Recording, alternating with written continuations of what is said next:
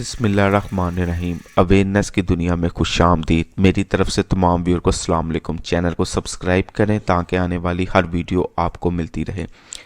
آج کا ہمارا ٹاپک ہے شب معراج کے بارے میں۔ قرآن پاک کی آیت کا مفہوم ہے، پاک ہے وہ ذات جو اپنے بندے کو لے گیا رات کے کچھ حصے میں مسجد حرام سے مسجد اقصی تک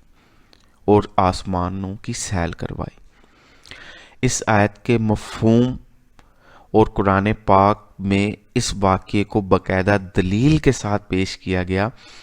تاکہ کچھ لوگ اگر اختلاف کر سکیں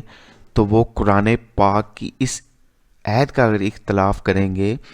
تو مطلب انہوں نے پورے قرآن پاک کا اختلاف کیا۔ اس لیے اللہ تعالیٰ نے اس واقعے کو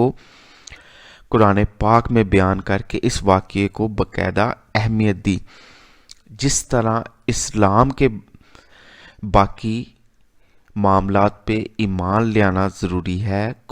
جیسے کہ اللہ تعالیٰ پر اور نبی پاک پر، قیامت پر، اسی طرح شب معراج کے واقعے پر بھی ایمان لانا ہر مسلمان اور مومن پر فرض ہے۔ یہ ایک ایسا واقعہ ہے جو کہ تقسیم کرتا ہے مسلمان اور منافق کے درمیان۔ نبی پاک صلی اللہ علیہ وسلم کے دور میں موجود کچھ تو جو کافر تھے وہ تو ویسے ہی ایمان نہیں لاتے تھے، نہ اللہ پر اور نہ آپ پر، اور جو منافقین تھے وہ ایمان تو لاتے تھے لیکن منافقت کے ساتھ۔ اس لیے جس طرح کعبے کی ڈائریکشن چینج ہونے کا معاملہ پیش کیا گیا اسلام میں، تب منافق اور مسلمانوں کے درمیان وضاحت طور پہ تقسیم ہو گئی۔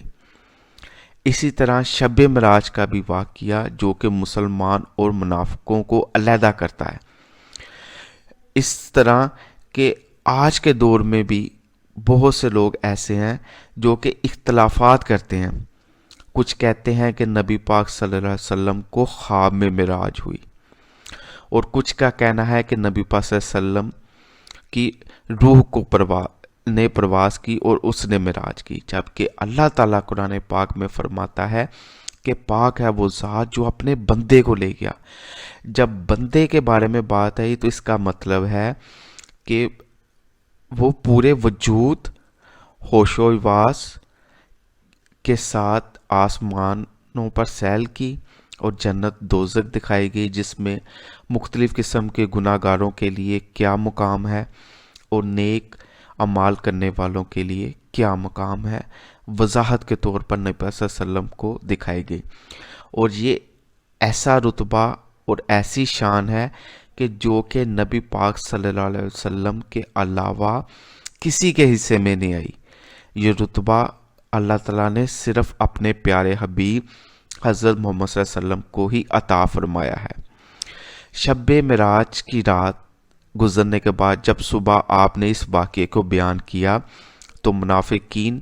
اس بات پہ حیرت زدہ ہو گئے کہ یہ کس طرح ہو سکتا ہے کہ ایک انسان رات کے کچھ حصے میں ہی مسجد حرم سے مسجد اقصی جائے، کیونکہ ان دونوں کے درمیان اچھا خاصا ڈسٹنس ہے، اور تب تو ایسی کوئی سفر کرنے کے لیے کوئی سواری تو موجود نہیں تھی کہ جو اتنی جلدی سے وہاں تک پہنچ سکے۔ لیکن جب حضرت ابو بکر صدیق رضی اللہ تعالیٰ عنہ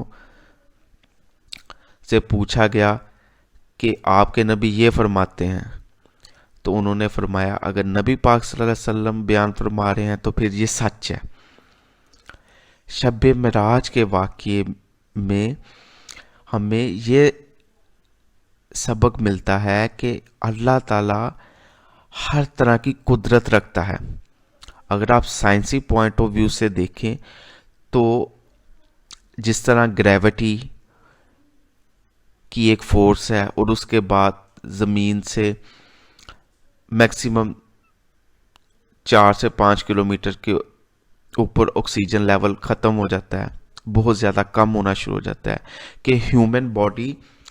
سروائیو ہی نہیں کر سکتی، لیکن اللہ تعالیٰ نے اپنے کمالات اور اپنی قدرت دکھا کر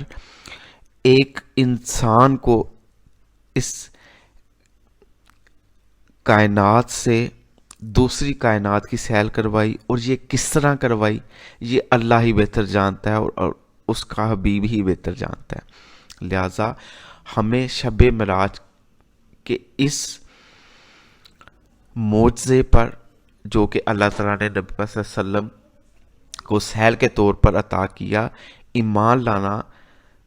چاہیے، اور ایمان لانا بھی ضروری ہے۔ یہ ایک ایمان کا حصہ ہے، کیونکہ ایمان مسلمان کا ہی ایسا واحد ذریعہ ہے جو کہ اس کے لیے نجات کا باعث بنے گا، اور ایمان وہ واحد چیز ہے جو کہ عقل تسلیم نہ کرے۔ جس چیز کو عقل نہ تسلیم کرے وہاں جا کے ایمان کی ابتدا ہوتی ہے، جیسے مر کے زندہ ہونا،